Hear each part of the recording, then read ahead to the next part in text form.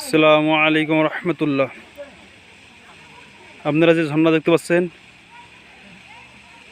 এটা আলুখালীর রিসং ঝর্ণা। রিসং ঝর্ণার এই উপর থেকে আমরা গোসল করে এখন পাহাড়ি সিঁড়ি বেয়ে গন্তব্যের দিকে যাচ্ছি। চতুর্দিকে পাহাড়, এই যে সিঁড়ি বেয়ে উপরে উঠছি। চতুর্দিকে উঁচু উঁচু পাহাড়।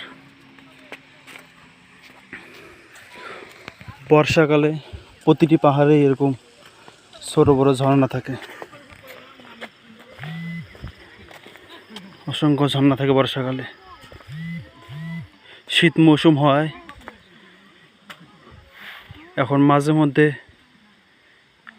দু একটা ঝর্ণা পাওয়া যায় খাগড়াছড়ির পাহাড়ে। শীত মৌসুম আসলে আপনারা অনেক ঝর্ণা দেখতে পাবেন।